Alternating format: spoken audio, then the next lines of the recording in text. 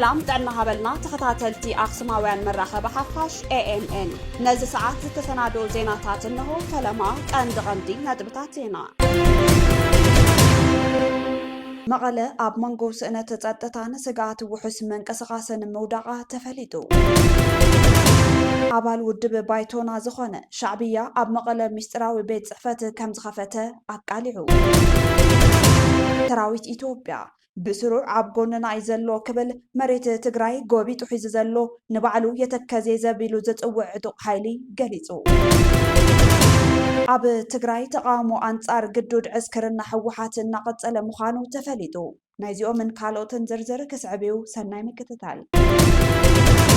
مغلا أب منغوس أنا تزاتتان سقات وحس من كسقاسن مودعة تفليدو أبز قربا أوان أبرسة كتما تقراي مغلا زفت أمو زلو تخطاتلت ناي كتما كترانن كبيد جبناتن ننبرت إتا كتما أب فرحن سقاتن أو دقمو كم زلو تفليدو أزي بتلمز فت أمزلو جبن نبور سرقيت راح زي كونس دحر كينات أبزلو مسقار زرق ناي من محدارن قوتتر حقواف زكالع ፖለቲካዊ ትርጉም ዘለዎ ተርእዮ ምዃኒኦም ነበርቲ ዝገለጹ ብመሰረት ካብ ነበርቲ ዝበጽሐ ሓበሬታ ዘረፍትን ህዝቢ ኣጸገምቲ ኮይኖም ዘለዉ ቦታታት ከባቢ ካልኣይ ብርኪ ቤት ትምህርቲ ሃፀይ ዮሃንስ ኣብ ኣፍ ደገ ቤት ጽሕፈት ፖሊስ ክልል ትግራይ ህዝቢ ብብረት ዝተሓገዘ ምንጥላን ምፍርራሕን ብተደጋጋሚ የጋጥሞ ከም ዘሎ ሓቢሮም እዚ ከባቢ እዚ ብምኽንያት ስእነት እኹል መብራህቲ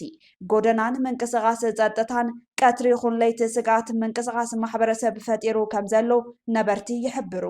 ገበነኛታት ኣብ ልቢ ከተማ መቐለ ኮይኖም እዚ ወንጀልን ተፈጽሙ ኣብ ኣብያተ ጽሕፈት ፖሊስን ቤት ፍርድን ተሓባበርቲ ከም ዘለዎም እቶም ነበርቲ ይገልጹ ነዚ ከም መርትዖ ዘቕረብዎ ሓሳብ ድማ ገበነኛታት ገበን ፈጺሞም እንትተሓዙ ካብ ኣብያተ ማእሰርቲ ከይወዓሉ ከይሓደሩ ይፍትሑ ድማ ይብሉ እዚ ኣብ ውሽጢ ሓደ ወርሒ ጥራሕ ልዕሊ 4 ከቢድ ናይ ኣካል ጉድኣትን ስርቅን ዘስዓበ ገበን ብሰለስተ ምኽንያታት ምርኣይ ከም ዝከኣል የብርሁ ስእነት ተሓታትነትን ስሉጥ ኣሰራርሓን እቶም ገበነኛታት ንቡር ሞተራት ኤሌክትሪክ ሞተራትን ተጠቒሞም ብቕልጡፍ ምኽዋል ምኽኣሎም ንናይ ጸጥታ ኣካላት ዘለዎም ናይ ምክትታልን መቆጻጸርን ዓቕሚ ኣብ ሕቶ ከኣቱ ይገብሮ ዝበሉ ኮይኖም ቁጠባዊ ውድቀትን ስእነት ስራሕን ድሕሪ ኩናት ዘጋጠመ ቁጠባዊ ቅልውላው ንመንእሰያት ናብ ገበን ይደፍኦም ከም ዘሎ መርኣያ ኮይኑ እዚ ድማ ኣብ ትግራይ ህፁፅ ሰላም ስራሕ ዕድልን ዘረጋግጽ መንግስቲ ብዘይምህላው ክብልውን ይወቕሱ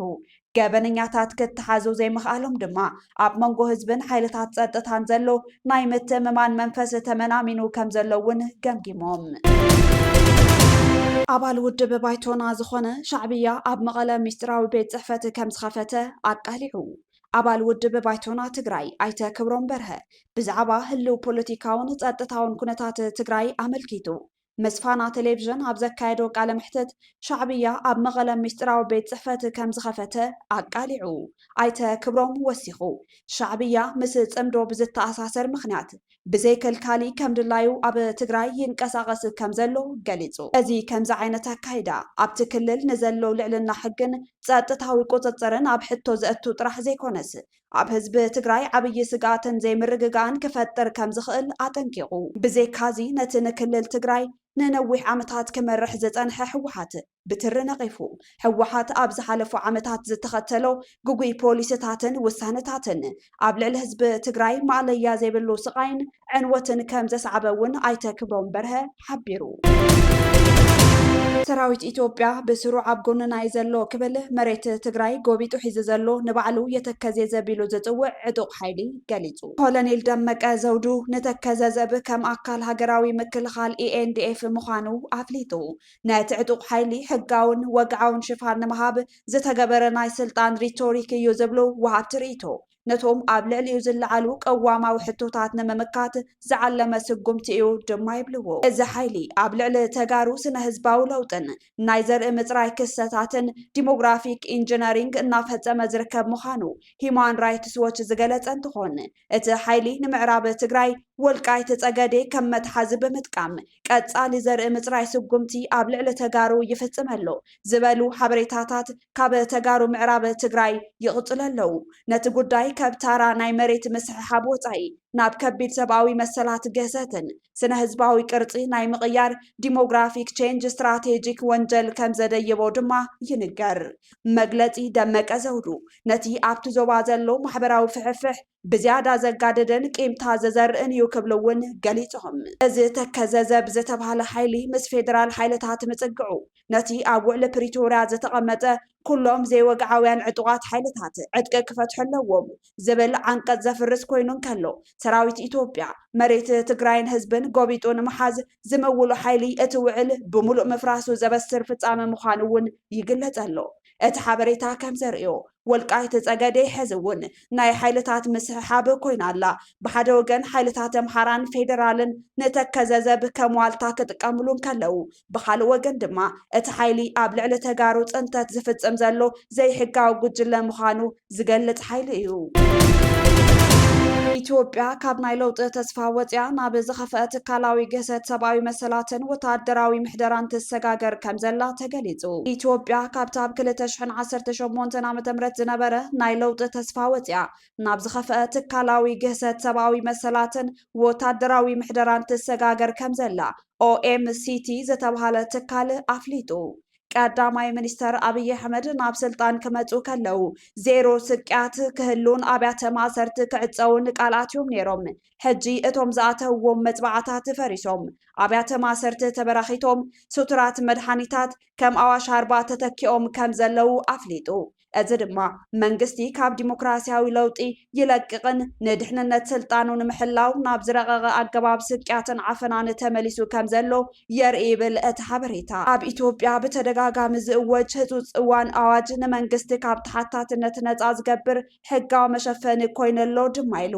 ላዕለዎት ሰበስልጣን ወይ ወታደራዊ መራሕቲ ብገበን ኩናት ክሕተቱ ዘይምኽኣሎም እቲ ስርዓት ብሓይሊ ጥራይ ይፀንዕ ከም ዘሎ ዘርኢ ምልክት እዩ ዝበለ እቲ ጸብጻብ እቲ ሕጋዊ መስርሕን ንፖለቲካዊ ዓፈና መሳርሒ ኮይኑ ስለ ዘሎ ዜጋታት ኣብ ውሽጢ ሃገር ፍትሒ ክረኽቡ ተስፋ ይቆርጹ ኣለዉ። ፖለቲካዊ ምስሕሓባት ብዘተ ኣብ ክንዲ ምፍታሕ ናብ ወታደራዊ ስርሒታትን ማሰርትን ምቕያሮም ንኢትዮጵያ ኣብ ቀጻሊ ዕዶት ዓመፅ የእትዋ ኣሎ። ብምጥቃስ ኣዋሽ ኣርባ ከም ፍሉይ ናይ ስቅያት ቦታ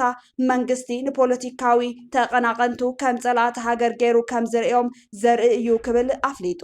ጋዜጠኛታትን ተጣባቕቲ መሰላትን ሃገር ገዲፎም ክሃድቡ ምግዳዶም ኣብቲ ሃገር ዘሎ ናይ ሓቂ ሓበሬታ ንምዕፋን ዝዓለመ እዩ። እዚ ድማ ዓለም ለኸ ማሕበረሰብ ኣብ ውሽጢ ኢትዮጵያ ዝፍፀሙ ገሰታት ብልክዕ ከይፍለጥ ዕንቅፋት ይፈጥር ከም ዘሎ ኣቃሊሑ ጸብጻብ OMCT።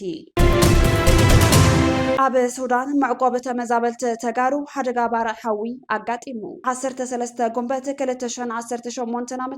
ኣብ ሃገረ ሱዳን ማእከል መዕቆቢ ስደተኛታት ተጋሩ ተነድባ ሓደጋ ባርዕ ሓዊ ከም ዘጋጠመ ተገሊጹ። እቲ ሓደጋ ባርዕ ሓዊ መንቀሊኡ ብዘይተፈለጠ ዘጋጠመ ኮይኑ ኣብ ናይ 4 መራሕቲ ስድራ ጊዜያዊ መጽለሊ ከም ዘጋጠመ ተሓቢሩ። በቲ ዘጋጠመ ሓደጋ ባርዕ 4 ጊዜያዊ መንበሪ ገዛ ምስ ምሉእ ንብረቱ ከም ዝተቓጸለን ሓደ ድንኳን እውን ከም ዝዓነወን ኣብቲ ቦታ ዝርከቡ ርክብ ህዝቢ ማሕበር ተጋሩ ሱዳን ኣይተ ሚካኤለ ቡላ ሓቢሮም። መንቀሊ እቲ ሓደጋ ባርዕ ኣብ ምፅራይ ከም ዘሎ ዝሓበሩ ኣይተ ሚካኤለ ኣብ ልዕሊ ሰብ ዝበፅሐ ጉድኣት ከም ዘየለ ኣረዲኦም። ኣብቲ ማእኸል መዕቆቢ ተደጋጋሚ ሓደጋ ባርዕ ከም ዘጋጠመን ብርክት ዝበለ ገዛውትን ንብረትን ከም ዝዓነው ትግራይ ትሪቡን ብተደጋጋሚ እናፀብፀቦ ዝመፀ ኮይኑ እቲ እንኮ መፍትሒ እቶም ስደተኛታት ብውሕስ መንገዲ ናብ መረበቶም ምምላስ ከም ዝኾነ ፀዊዖም ክብል ርክብ ህዝቢ ማሕበር ተጋሩ ሱዳን ፀብፂቡ። ኣብ መወዳእታ ኣብ ትግራይ ተቃውሞ ኣንጻር ግዱድ ዕስከርና ሕወሓት እናቐጸለ ምዃኑ ተፈሊጡ። ኣብ ትግራይ ብሰንኪ ጎስጓስ ኩናት ሕወሓት ማሕበራዊ ጎንፅታት ይምዕብሉ ከም ዘለው በብእዋኑ ዝምዕብሉ ዘለው ተቃውሞታት ተንጸባሪቖም። ኣብዚ እዋን ዝተወንዘፈ መንግስቲ መሊሰ እየ ዝብል ሕወሓት መንእሰይ ብኣስገዳድ ናብ መሰልጠኒ ማእከላት ክወፍር ብዝካየድ ዘሎ ጎስጓስ ዝቃወም ዘሎ ህዝቢ ምስቲ እቲ ልኡኽ ዝተውሃቦም ዕጡቃት ናብ ማሕበራዊ ናዕብን ሓደጋታትን ይሳጣሕ ከም ዘሎ ተገሊጹ። ማሕበራውን ፖለቲካውን ውጥረት ዘንጸባርቕ ዘሎ ጎስጓስ ኩናት ሕወሓት ንሱ ዝለኣኾም ኣፈጸምቲ ምስ ማሕበረሰብ ብምግጫው ናይ ሞትን ኣካል መጉዳትን ይሳጥሑ ከም ዘለው ተፈሊጡ። እቲ ፍጻመ ከም ዘመላኽቶ ኣብ መንጎ ህዝብን ኣካላት ጸጥታን ዘሎ ናይ ምትእምማን ክፍተት እናሰፍሐ ይኸይድ ከም ዘሎ ብግልፂ ዝተረኣየ ኮይኑ ህዝቢ ንገበናዊ ይኹን ዘይሕጋዊ ተግባራት ባዕሉ ደው ንምባል ዘለዎ ድሌት ዘርኢ እኳ እንተኾነ ብወገኑ ድማ ኣብ ልዕሊ ሕጋዊ መስርሕ ዘለዎ ተፅቢት ይኹን እምነት ዝተሸርሸረ ምዃኑ ይሕበር ኣሎ። እዚ ቀንዲ መርኣይ ድማ ተቃውሞ ኣንጻር ግዳጃዊ ዕስክርና ብማሕበረሰብ ትግራይ ምቕጻሉ እዩ። 12 ጉንበት 2018 ዓ.ም መናእሰይ ካብ ከባብታት ዛላንበሳ ንጭወለና ብምባል ኣብ ከባቢ ዕዳጋ ሓሙስ ምስ በጽሑ ዝሃብዎ ድምፂ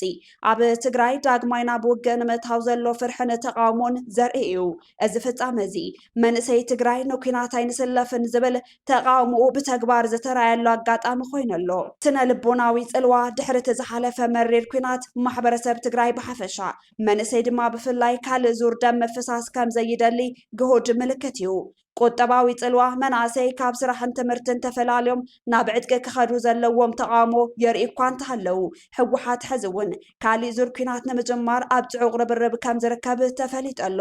እዚ ፍጻመ እዚ ንግዝያዊ ምምሕዳር ትግራይ ኣብ ዓብይ ፈተና ዘእተወ ኮይኑ እቲ ክልል ካብ ኣፍልጦ ፕሬዝደንት ታደሰ ወረደ ወፃኢ ብርክት ዝበሉ ሕብረተሰብ ዘሻغሉ ፍጻመታት ይፍጸሙ ከም ዘለው ተረጋጊጹ። እቲ ግዝያዊ ምምሕዳር ስልጣኑ ተጨዊዩ ዝነበረ ሕጋውነት እናለቐቐ ምህላውን ብጽምዶ ዝተረኸቡ ሓይልታት ኣብ ትግራይ ድላዮም ናይ ምግባር ባህጎም የቐጽሉ ከም ዘለው ተፈሊጡ። ህዝቢ ምስ ኣካላት ጸጥታ ኣብ ጎንፂ ምእታው ንነዊሕ እዋን ዝጸንሐ ናይ ጸጥታ ትግራይ ብህዝባዊ መሰረት እዩ ዝረጋገጽ ዝብል ዓንዲ ሰላም ናብ ሕቶ ምልክት ዘእቱ ተግባር ኣካላት ጸጥታ ንመንእሰይ ናብ ሜዳ ክወርዱ የገድዱ ብምህላዎም እዩ።